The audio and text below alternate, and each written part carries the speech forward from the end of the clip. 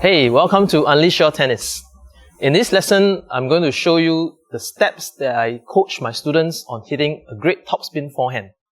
Alright, you can use these steps to practice on your own, or you can practice with a partner. Alright, and today I want to introduce Isaac, who is a student of mine. Alright, he's a fantastic player and he can hit with tremendous topspin. Alright, so without further ado, let's start with today's lesson. Alright, in this lesson, I'm concentrating more on the upper body and I'm not so focused in the lower body as in the footwork. Alright, so after you watch this video, you should have a good idea of how to hit a good topspin forehand. Okay, so the first activity I want you to do is to place your index finger into the throat of the racket. Alright, so place your index finger into the throat. Okay, then what I'm going to do is I'm going to drop the ball in front of Isaac and he's going to push and roll the ball over the net. Alright, let's see what he can do. Alright, now if you have the problem of hitting the ball over the net, okay, probably your racket face is closed. So what I want you to do is to learn how to get the racket under the ball and roll it over. Alright, let's have a couple more shots. Alright. Okay.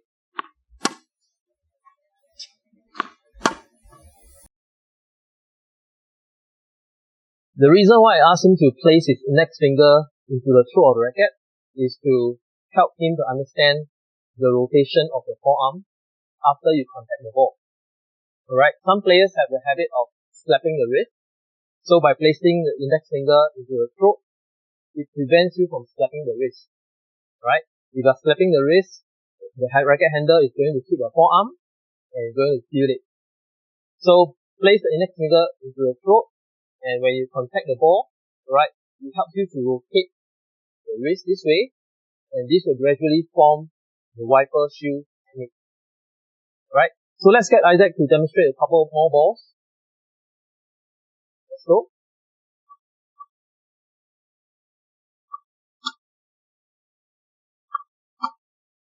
Alright, now, once you are comfortable with this method, the next thing I want you to do is to add a high finish. That means after you contact the ball, I want your knuckle to touch your ear. So for him, he's a right-hander. I want his knuckle to touch his left ear after he hits the ball. Okay?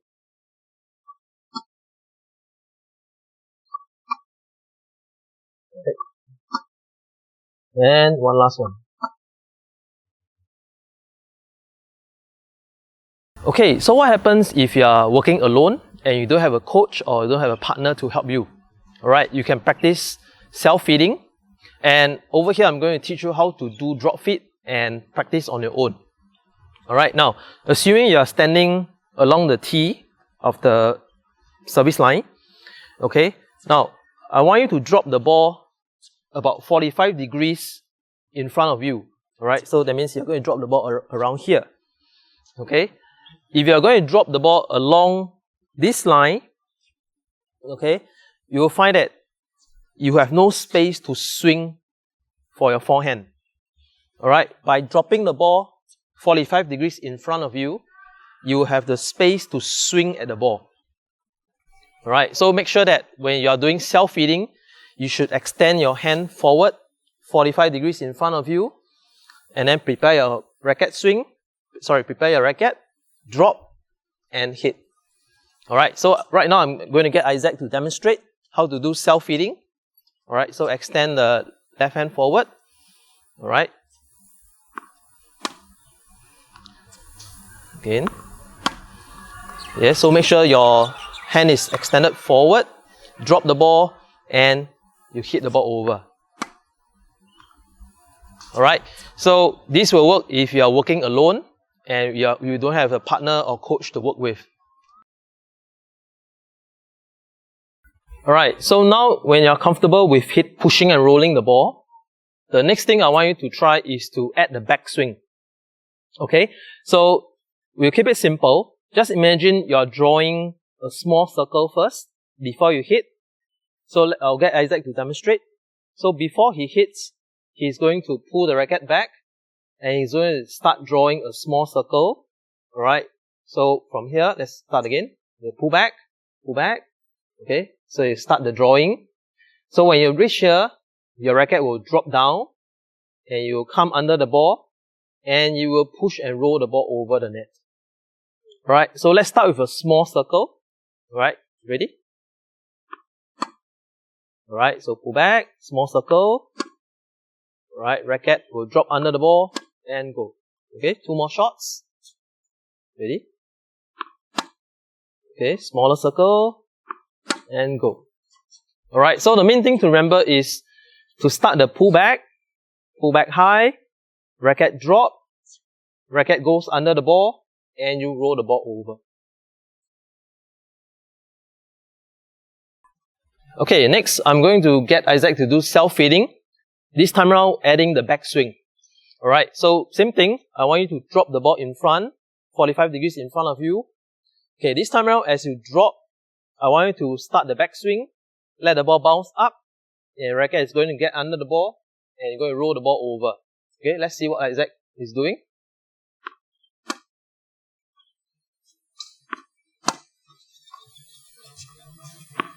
Alright, so as you can see, okay, another 2 more. As you can see, when the ball drops down, he has started the backswing, and the racket is getting ready to go under the ball and roll the ball over.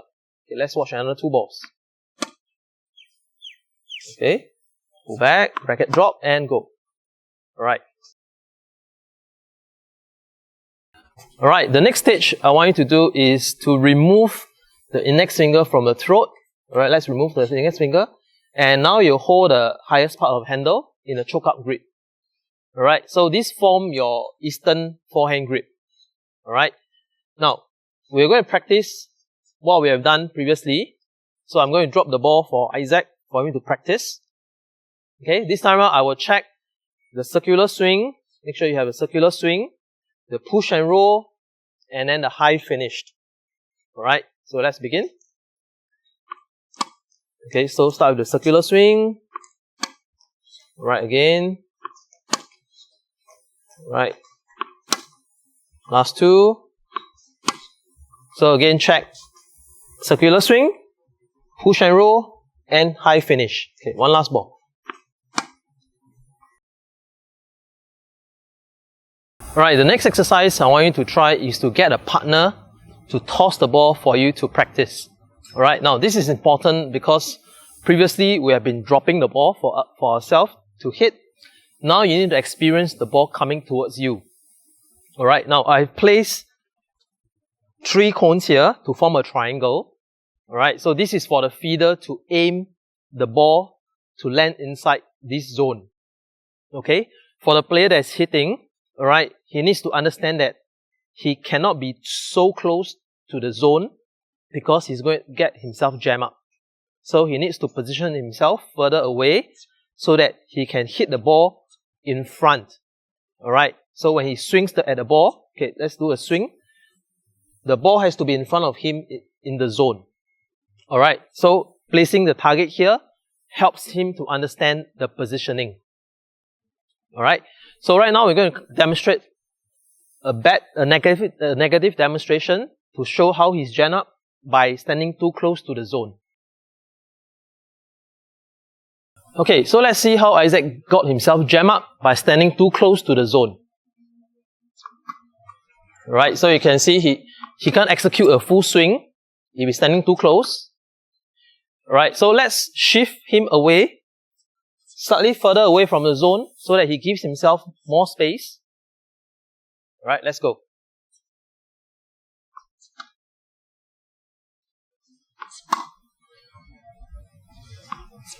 Alright, so by properly positioning yourself, you have the space and time to swing fully at the ball. Alright, one more. Okay, another thing I want you to take note is, before the ball bounces, you have to start the backswing. Alright, start the backswing and go. Last 2 balls, start the backswing, go. Last one.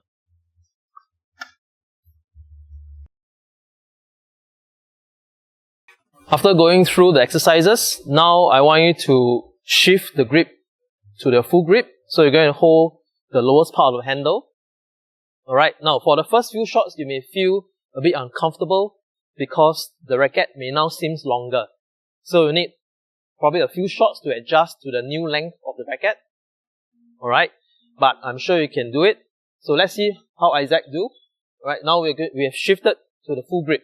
Okay, so now Isaac is going to hit from there with the full grip. Okay, same thing, maintain.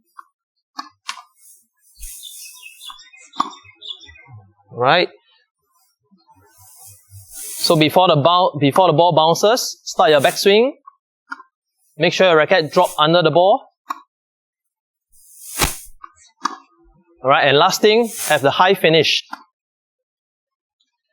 Okay, at this stage, what I want you to do is to maintain balance when you hit. Alright, so maintain the balance.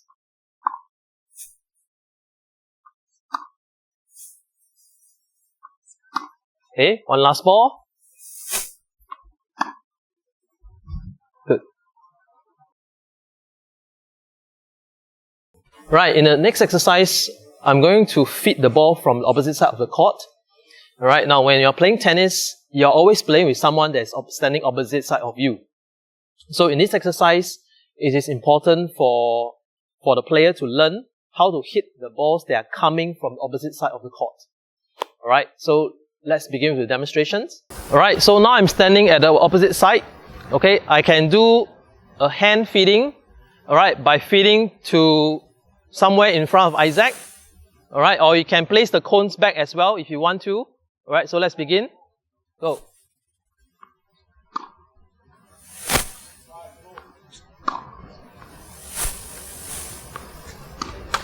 Again.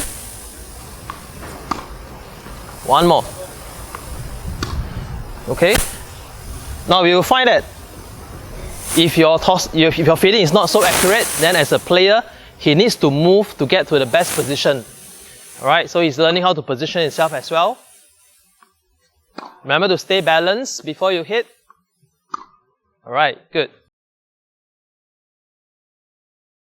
Alright, so for the last part of the lesson, we're going to end off by playing a short court tennis game.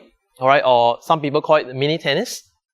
So for the player that's practicing a forehand, okay, I want him to focus on the forehand only. Alright, so during the mini tennis, okay, I want him to maintain the form. Okay, if he needs to slow down the swing, so just slow down the swing. Okay, just keep the ball in play. Alright, so let's demonstrate how the short court tennis is played.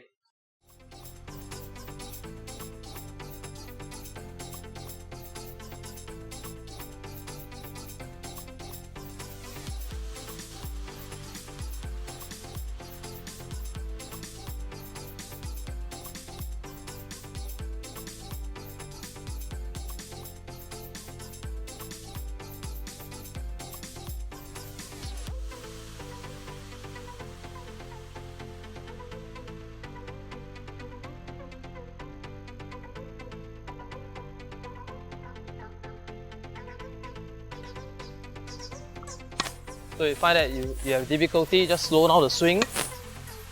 Alright.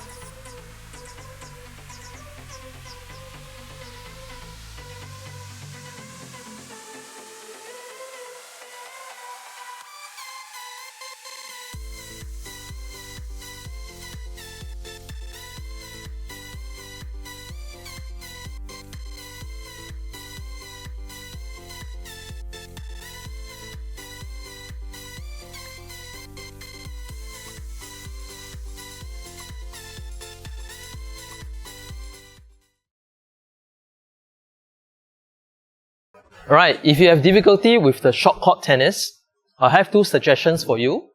Alright, the first suggestion is to give yourself more space and time by standing further away from the service line. Alright, so this will give you more space, alright, to swing at the ball. Alright, even when the ball lands along this line, near the service line, you still have the space to swing at the ball. Alright, so the first suggestion is to stand further behind from the service line. The second suggestion is to use this kind of green dot balls, Alright, these are slower balls and they are about 25% slower than the regular trainer balls. So if you can purchase some green dot balls, these are good for your practice as well. Alright, so we have covered the steps of hitting a great topspin forehand. You can try these steps with your friend or partners. If you are a parent, you can also use these steps to coach your kids as well. Alright, so that's all for today's lesson. I want to thank Isaac for assisting me in this lesson. Alright, if you like his demonstration, give us a thumbs up or comment in the section below. Alright, we'll see you in the next lesson.